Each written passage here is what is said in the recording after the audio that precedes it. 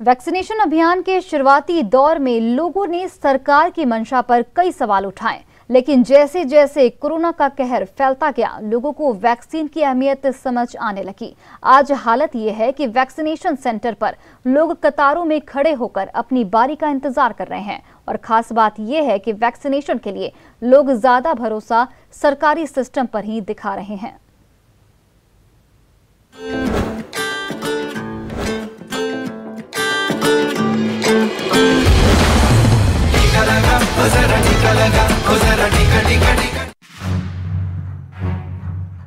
सोलह जनवरी को जब देश के कई राज्यों में वैक्सीनेशन अभियान की शुरुआत हुई, तब लोगों के मन में वैक्सीन को लेकर कई सवाल थे। लोग वैक्सीन से बचने के लिए बहाने बनाते नजर आते थे, लेकिन जब कोरोना की दूसरी लहर ने देश में दस्तक दिया और देखते ही देखते जब देश की एक बड़ी आबादी इसकी चपेट में आने लगी, तब जाकर लोगों को वैक्सीनेशन की अहमियत समझ में आने लगी।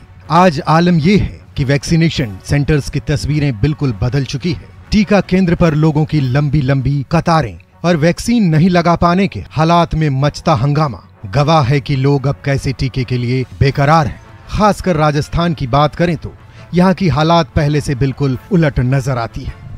सरकारी अस्पतालों के अंदर बहुत ही अच्छे व्यवस्थित तरीके से वैक्सीनेशन हो रही है और व्यक्ति जब आता है उसको बहुत देर वेट नहीं करनी पड़ती है। आता है, उसके रजिस्ट्रेशन कर लेते हैं, हम तुरंत ही वैक्सीन लगा देते हैं। बीते 5 महीनों में टीके को लेकर लोगों की बदली सोच में एक खास बात और भी नजर आती है। वो ये कि टीके के लिए लोगों का भरोसा प्राइवेट सेंटर से ज्यादा सरकारी केंद्रों पर है, जबकि केंद्र सरकार ने निजी सेंटर्स पर भी सकुशल वैक्सीन लगाने की सुविधा प्रदान की है।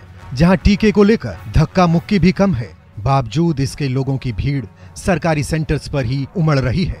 आंकड़े बताते हैं कि अकेले राजस्थान की बात की जाए तो यहाँ अब तक लगाए गए कुल डोज में से 98% लोगों ने सरकारी सेंटर्स पर ही वैक्सीन लगवाई है, जबकि महज 1.98% लोगों ने ही निजी सेंटर्स पर जाकर वैक्सीन लगवाने की जहमत उठाई है। जो हमें टारगेट जो दिया है उसके हिसाब से 36 लाख के आसपास हम 36 लाख हम तो वैक्सीन कर चुके हैं जयपुर के अंदर, जो कि लगभग 58-57 जो टारगेट पॉपुलेशन है उसको हम कवर कर चुके हैं।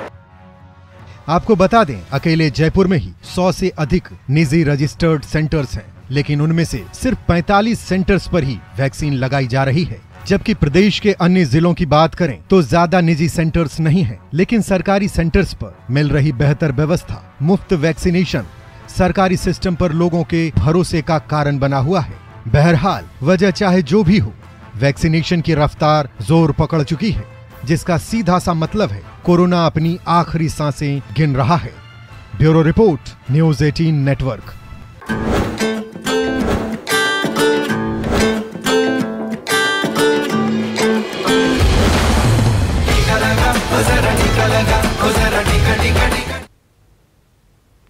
पटना में गंगा नदी लगातार उफान पर है। गंगा नदी के जलस्तर में लगातार बढ़ोतरी देखी जा रही है, जिससे घाटों की स्थिति खतरनाक बन गई है।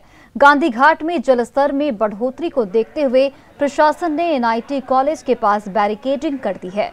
गांधी घाट पर गंगा आज खतरे के निशान से 169 सेंटीमीटर ऊपर बह रही है, जबकि कुल 146 सेंटीमीटर ऊपर बह रही है। प्रशासन ने लोगों से इस घाट पर नहीं आने की अपील की है। गांधी घाट का जायजा लिया हमारे संवाददाता संजय कुमार ने। राजधानी पटना में गंगा लगातार उफान पर है। राजधानी के जितने भी घाट हैं वहां पर गंगा नदी खतरे के निशान को पार कर गई है। फिलहाल हम गांधी घाट पर खड़े हैं और देखिए गांधी घाट की तस्वीर, किस कदर चारों तरफ गंगा का पानी जो है वो फैल गया है और प्रशासन ने अपनी तरफ से बैरिकेटिंग कर दी है, यानी अब आने जाने की मनाही कर दी गई है, चूंकि स्थिति काफी खतरनाक हो गई है। कल गंगा 146 सेंटीमीटर ऊपर थी, लेकिन आज 159 सेंटीमीटर खतरे के निशान से ऊपर बढ़ रही है गांधी घाट में गंगा। निश्चित तौर पर ये जो स्थिति है ये खतरनाक बन गई है और एक लंबे अरसे के बाद गंगा नदी में इतना उफान आया है और निश्चित तौर पर प्रशासन के लिए भी ये परेशानी का सबब बना हुआ है। हालांकि कई लोग जो हैं वो अभी इसी पानी में अपने जरूरी काम से आ रहे हैं। आप देख सकते हैं तस्वीरों में बहुत क्या लेने आए हैं गंगा घाट पे।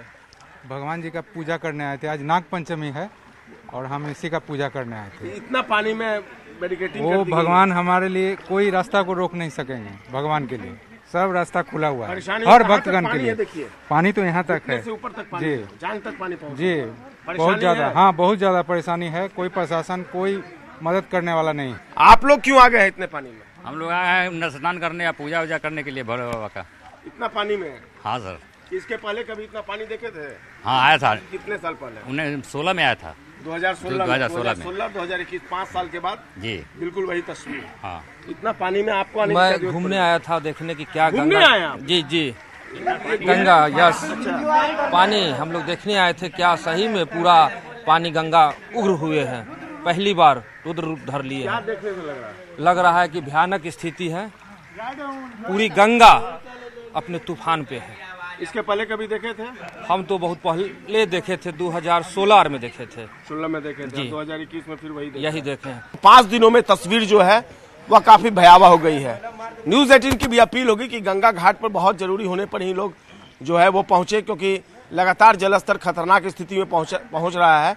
और कहीं न कहीं अगर आप पहुंचते हैं और अगर थोड़ी सी असावधानी होती है तो एक बड़ा खतरा हो सकता है। प्रशासन ने हालांकि अपनी तरफ से आगाह कर दिया है लोगों को कि वो गंगा घाट पर नहीं पहुंचे, चूंकि स्थिति जो है वो धीरे धीरे खतरनाक बनती जा रही है। तो बिल्कुल गांधी घाट की तस्वीर हमने आपको दिखाई कि पटना का गांधी घाट जो है वहां गंगा का जलस्तर लगातार बढ़ रहा है, जो अब धीरे धीरे परेशानी का कारण बनता जा रहा है। कैमरा पर्सन दीपक के साथ संजय कुमार, न्यूज 18 पटना। सीतामढ़ी के डुमरी की एक बड़ी आबादी चचरी पुल के सहारे जिंदगी जीने को मजबूर है।